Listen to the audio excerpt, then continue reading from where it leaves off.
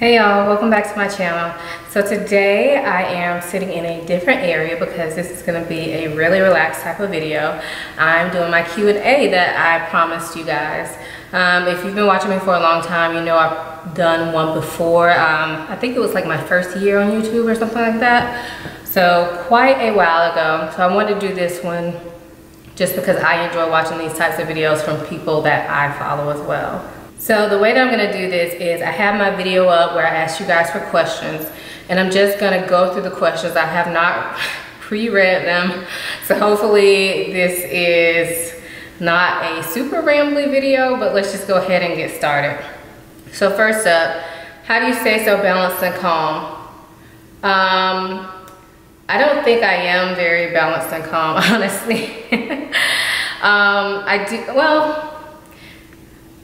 I guess I'm kind of half and half. Like, I do feel anxiety, I do worry about stuff.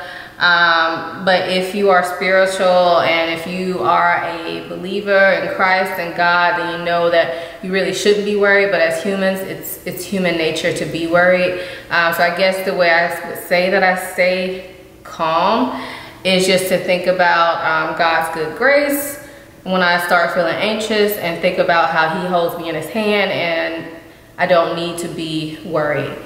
Now, I'm not saying that that always works, but generally that's what I try to do. I also try to make sure that I'm praying daily, at least once a day, but also just being thankful. I mean, even if you're not a Christian or you don't believe in God, I don't know, you can still be thankful every day, and I think that helps me to stay more balanced and calm.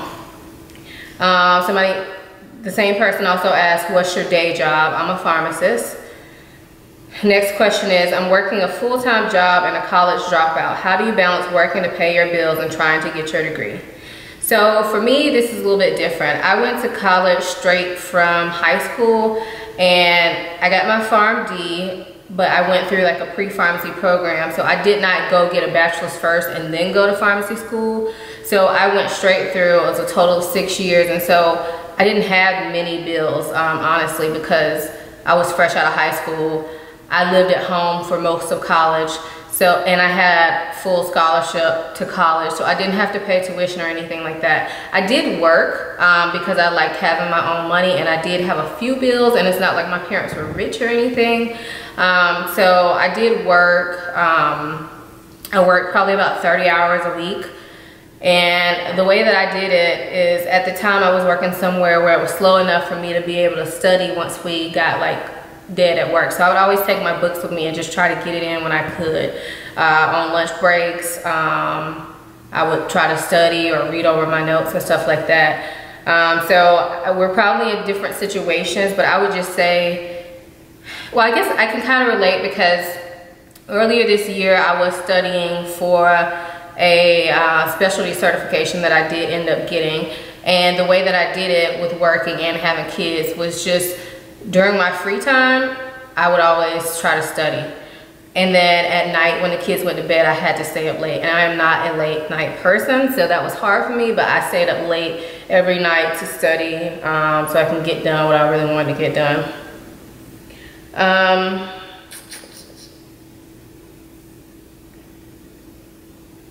This same person also said that they are 24 years old, and they're looking at everyone else live their best life, and they just need advice. So I would say to you, I'm not gonna say your name because I mean, you put the comment on there, but I don't know. I don't know if I should say your name or not, so I won't say any names. But I will say that at 24, I was not balanced and calm. I was a 24-year-old who was like all over the place. And so I just think that a lot of things come with age. You know, I'm not saying all young people are all over the place, but I have to say I have definitely matured since the age of 24, as do most people. You should anyway. So I would say don't get too stressed out about it. You are so young, you have so much life to live. And as far as everybody out here living their best life, it's your best life. You live your best life. You don't live someone else's best life. And what you see on social media or on YouTube, it's just probably the good things in a person's life. So don't, everybody has good things in their life and everything has bad things in their life, but oftentimes we don't like to share bad things. So you need to keep in mind that people that you see out here living their best life, you don't know what their worst part of their life is. So just keep that in mind. So good luck.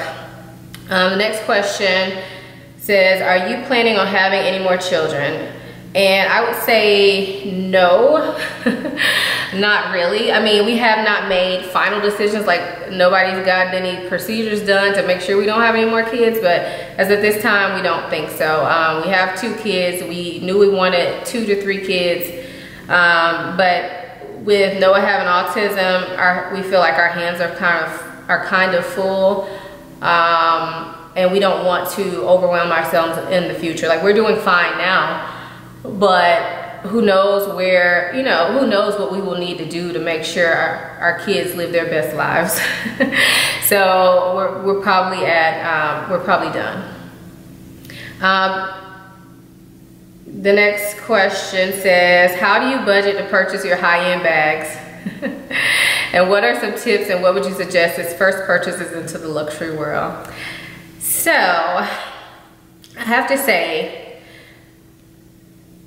sometimes I don't budget, which is horrible. I used to be really, really good at saving and planning and looking at a bag for months and months and months before deciding to pull the trigger.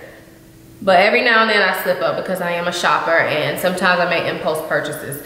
But I would say when I am doing good about not doing impulse purchases, then I just look at how much the bag costs, how much I can comfortably save per month, and I put that away into my own account and save that per month until I have the money saved up to get it. And as far as tips for your first luxury purchase, I probably could do a video just on that. I don't consider myself like hugely, like, I love luxury items, but I'm not like a lot of YouTubers. Like, I don't have tons of luxury items. I don't have like luxury clothing or anything like that. For me, I prefer bags and like small leather goods, so that's what I will splurge on, but I won't splurge on like everything luxury.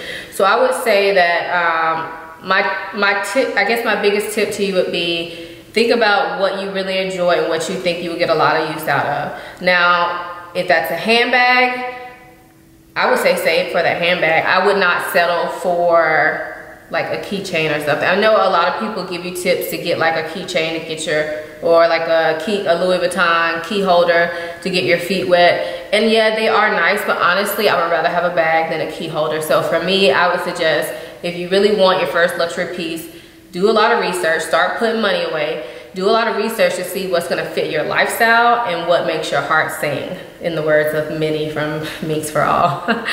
So, and then just save for that. I wouldn't settle just because you can get something for cheaper. Hopefully that answers the question. Next question says, interested in more kids, and we already answered that. And then that same person also says, what age did you have your first child and what impact do you feel your career had on that decision, if any? So I had my first child at the age of 30, or was I 31 yet? 2015 I had my first child, so how old was I? I was 31. Yeah, I got pregnant at the age of 30 and I had my first kid at the age of 31. So as far as my career, I guess it has a little bit of a impact on my decision because, number one, when I graduated from college, I was 25. So a lot of people that get like their first degree, they're out of college before the age of 25. So I graduated at 25. My husband and I got married. Actually, no, I graduated at 24. How old am I? 18, 19, 21. Yeah, sorry. I graduated at 24. I got married at 25. And when we got married, we knew we kind of wanted to wait about 5 years before we had kids. So it was more so that impacted me waiting. It wasn't really my career. I would say the biggest part that we could say is due to my career is just that I was in school. So yeah. What's your dream bag? Now that is a question that I really don't have an answer to, honestly. I don't have a dream bag. I mean, I guess if you think about dream, it's something that's completely unattainable, that I will probably never get. I guess you could say a Birkin, because who doesn't love a Birkin? I really like the shape of them. I really like the look of them. I would never pay that much money for a bag. I don't foresee that unless I won like the Mega Millions or something. I don't think I would ever pay that much for a bag, just because even saving up my money, I just could not put that much money towards a Birkin. But I guess so if you think about a dream bag in that sense, then I guess I would say a Birkin is my dream bag. But honestly, it's not really something that I'm shooting towards or anything like that. It's just a faraway dream that doesn't mean anything. The next question says, do you update your blog? And the answer to that is no. I still have it, but I don't update it because I really don't know what to do with it. I don't want to get rid of it, but I really don't know what to post. And yeah, so if you guys have any ideas of what would be better on my blog, then you can always leave that down below. Same person said, has anyone at work found your YouTube? And the answer to that would be, I don't think so. I don't tell people that I have a YouTube channel or anything like that. So if they found it, nobody has told me. The next question says, who is your favorite actor and actress? Sorry, I'm looking at my watch because I have to leave here soon. So I guess I should have started this earlier. So after I answer this person's question, I think I'm gonna end it right here, and then I'll do a part 2 with the rest of the questions. So back to this question though. It says, who is your favorite actor and actress? So I guess I would say my favorite actor would be Denzel Washington. And I just say that because I like him as a person. I think that he's a good example of being a black man in America, being successful. And all his movies are always good. Like, you don't even need to know what they're about. If it's a Denzel Washington movie, he's at the point in his life where he doesn't pick bad movies. So I guess I would say Denzel Washington's my favorite actor. As far as actress, I don't know, I don't really have one. If you know me, you know I'm not really into movies and all. So I guess you could say I really like Kerry Washington. So I guess she's my favorite actress. I really like her. I really like, what's her name? How did I just forget her name? Tracy Ellis Ross.